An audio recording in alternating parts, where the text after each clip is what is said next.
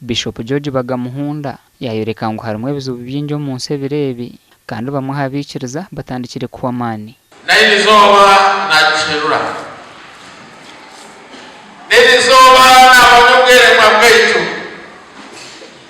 nabanyokutina kwetu nabanyamani kwetu mate nati nacherura nabanya ebitiru kwetenga nabanya ebiturema n'ebikusasa Bagamuhunda rizoba yaba naburura umurundo gw'igwa hamuhera ha Easter ubwo ariyo nayitebekanisiza kuhumura kandi ubureberezi bwa kigezi n'ubwija kwakira Bishop Musya ebirabiri na mwenda byo kwa katano 2022 Bishop yayereka ngo kuzoka kwa Yesu kushemerire kutuma buri muntu yajunwa kandi yayetwazo mu muringo murunja haba kristayo baba nibenda kwangura ubukama bwa ruhanga Petro yatunetese mwene kubatizibwa mu izina rya Yesu Kristo uno kusasirwa ibijyanye kandi mucakwewe choncho ichomwelwe banywana banje uru Kristo hanyuma yo kuzoka kwa Kristo tukoresha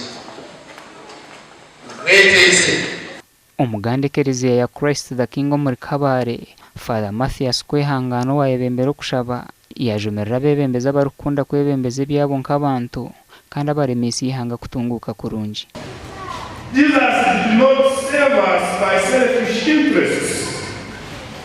Some of the Ugandans are becoming more and more selfish, making politics a family affair. Father kwehangana yashaba abakristo kushaba ruhanga akabaha imituma mirungi eracendezo kushobya umunsi Out of the heart come evil thoughts. That is Matthew 15:19.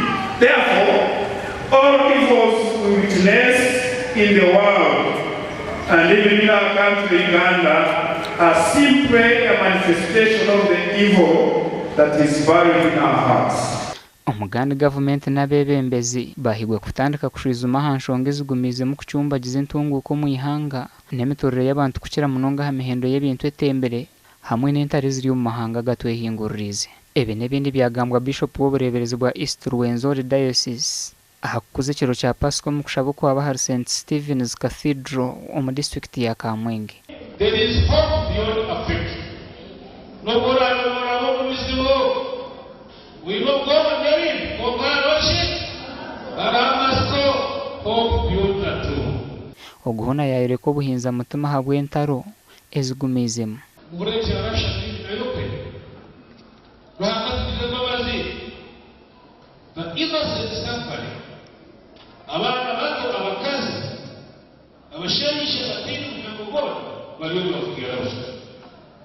Abo kugira ngo leaders ubundi bizajya barutaka ukabanga bavugira rusha. Naimbas abatera Kongo murebe bigiyo abantu abarukweshumba muri Ghana bagarugwa busya gasha kwa Job namanya na Anthony Twine